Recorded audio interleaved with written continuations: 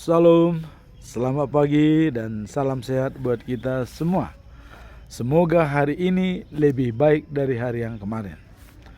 Kaban Jahe tanggal 27 Juni tahun 2025.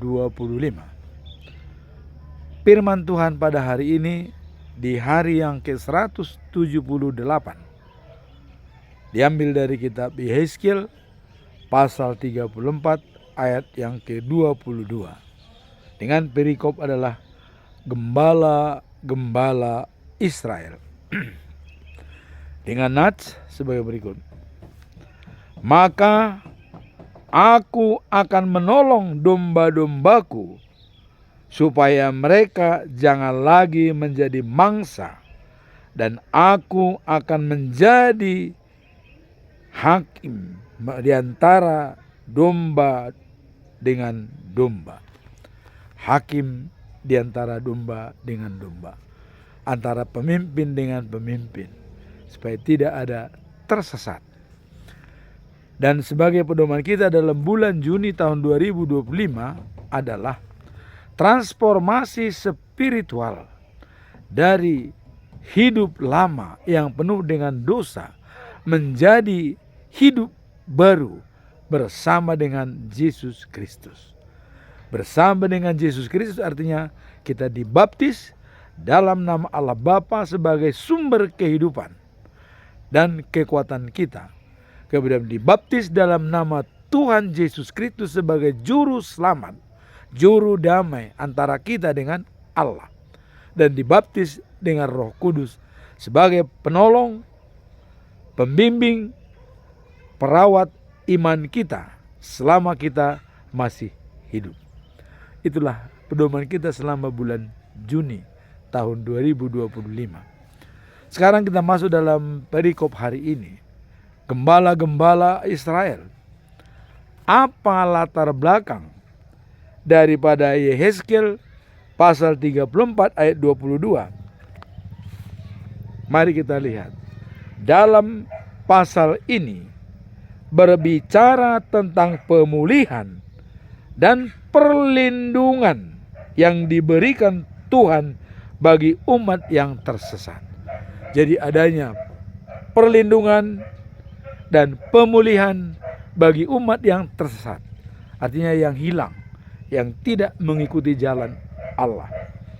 Nah, dalam ayat tersebut Tuhan menegaskan komitmennya untuk melindungi dan menyelamatkan domba-dombanya dari tangan para pemimpin yang tidak bertanggung jawab. Jadi domba-domba itu dilindungi oleh Tuhan dari tangan-tangan pemimpin yang tidak bertanggung jawab. Contoh bangsa Israel 70 tahun di pembuangan Babel, tapi Allah mengembalikan kembali semua bangsa Israel. Itulah yang tersesat, yang sudah ditindas oleh orang lain, bangsa lain, akan dipulihkan oleh Tuhan Allah. Nah, inilah yang menjadi tanggung jawab moral para pemimpin rohani untuk menjaga para jemaat. Jadi pemimpin-pemimpin, gembala-gembala, pendeta-pendeta yang bertugas sebagai imam wajib menjaga gembala-gembalanya. Maka dikatakan Yesuslah gembala yang baik. Ya, Yohanes pasal 10 ayat 11. Yesus gembala yang baik memberi nyawanya untuk domba-dombanya. Dia rela berkorban demi domba-dombanya, seperti mati di kayu salib, untuk menjadi role model bahwa kita pun akan bangkit dari antara orang mati. Kalau seandainya Yesus mati di kayu salib dan tidak bangkit pada hari yang ketiga, bagi kita itu tidak perlu, artinya adalah nonsense. Kenapa? Karena semua juga orang mati, ditanam. Tapi Yesus dibangkitkan pada hari yang ketiga dengan kuasa Allah. Ini menjadi role model bagi kita. Kita pun seperti itu, mati dan dibangkitkan, sehingga kita berbahagialah manusia yang sudah dibaptis dalam nama Tuhan Yesus, Allah dan Roh Kudus. Itulah tadi pedoman kita dalam bulan Juni. Sekarang latar belakang, Allah ingin menyelamatkan gembala-gembala yang bersama-sama dengan gembala-gembala lain, pemimpin-pemimpin lain. Nah, jadi dalam hal ini Allah mengatakan, Aku akan memelihara domba-domba dan membuat mereka berbaring dengan aman.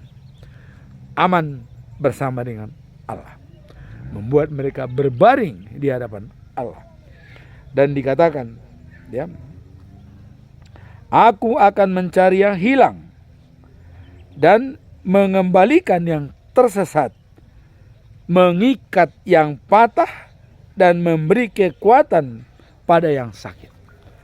Mencari yang sesat, yang hilang, dan dipulihkan, penyakitnya disembuhkan. Itulah gembala yang baik. Allah gembala yang baik. Seperti tertulis dalam Yehezkiel pasal 34, Aku sendiri menjadi gembala domba-dombaku dan mencari tempat istirahat mereka. Itulah yang dikatakan dalam latar belakang tersebut. Kemudian apa tujuan daripada Yehezkiel? Apa tujuan utama daripada Yehezkiel? Tujuan utama adalah untuk menunjukkan komitmen dan kasih Tuhan dalam memelihara umatnya, serta memberikan keamanan dan perlindungan kepada mereka, ya, yang mengalami kesulitan. Tuhan berjanji, ya, untuk mencari yang hilang dan mengembalikan yang tersesat.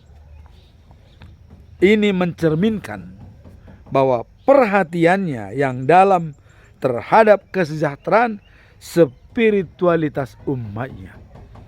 Dalam Yohanes pasal 3 ayat 16. Begitu besar kasih Allah akan dunia ini, sehingga Ia mengirimkan anaknya yang tunggal, supaya barang siapa percaya kepadanya beroleh hidup yang kekal, tidak binasa melainkan beroleh hidup yang kekal.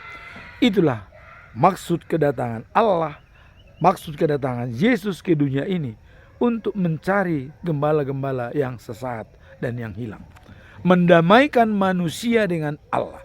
Adanya tadinya sudah perbedaan, maka perlu kedatangannya mendamaikan supaya manusia berdamai dengan Allah.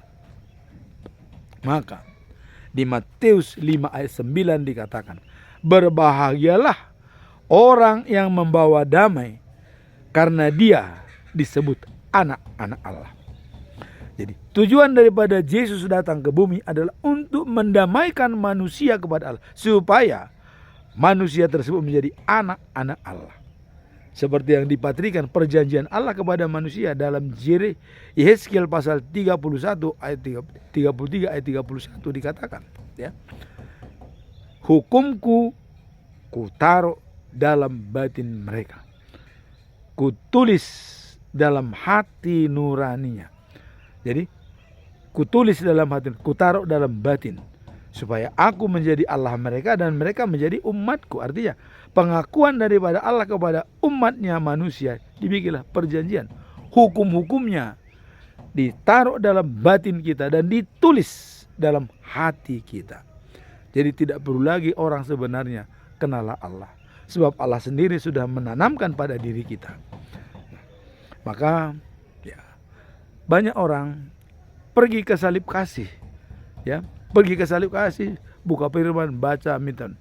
Sebenarnya kalau kita pergi ke salib kasih, hanya memohon kepada Tuhan untuk menguatkan janji yang sudah kita terima pada saat sidi, pada saat perkawinan, pada saat ditabiskan menjadi hamba Tuhan. Kita tinggal meneguhkan itu, kuatkan Tuhan, berikan itu, dan komitmen Tuhan kepada kita. Itu kalau pergi ke salib, bukan bal baru kita datang, pendatang baru, tidak. Kita sudah pengikut Tuhan. Hanya kita minta dikuatkan apa yang dijanjikan Tuhan kepada kita. Sama dengan Daud. Tuhan menjanjikan, dari keturunanmu dari anak kandungmu menjadi raja segala raja, dan raja di Israel, Raja Salomo, dan raja segala raja adalah Yesus. Tapi dia, Daud, tidak memberimu saja, saya tidak layak Tuhan. Maka dia berdoa, kuatkanlah itu Tuhan. Sama dengan kita pun, kita yang sudah dibaptis, sudah sidi, sudah bernikah, dan sudah diberkati dengan menerima tahbisan, itulah kita mohon dikuatkan oleh Tuhan. Jadi pergi ke salib kasih kita memohon peneguhan sebenarnya. Jadi banyak orang saya lihat pergi ke sana seolah baca firman, buka ayat tadi. Tidak. Kita peneguhan apa yang sudah dijanjikan oleh Tuhan kepada kita. Contoh, saya kemarin ke salib kasih. Dan saya minta diteguhkan. Apa janji Tuhan? Tuhan mengatakan, akulah Tuhan Allahmu yang mengajarkan kepada kamu yang berguna dan menuntun kamu ke jalan yang kamu tempuh. Cukup baik. Kita tinggal meneguhkan itu. Tuhan, tetapkanlah apa yang Tuhan sampaikan. Kemudian pada saat perkawinan, ya, pada saat perkawinan dalam Ibrani pasal 12 ayat 2 dikatakan apa?